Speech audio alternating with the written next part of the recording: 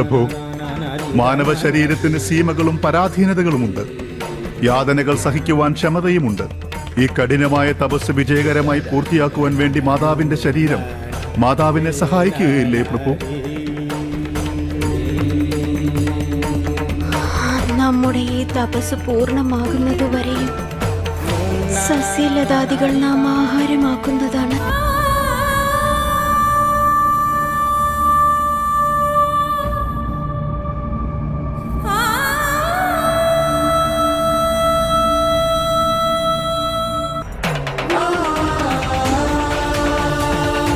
നീ നിന്റെ സർവസ്വവും സമർപ്പിച്ചുകൊണ്ട് തപസ്സിന് ഒരു പുതിയ അധ്യായം രചിച്ചിരിക്കുന്നു പാർവതി.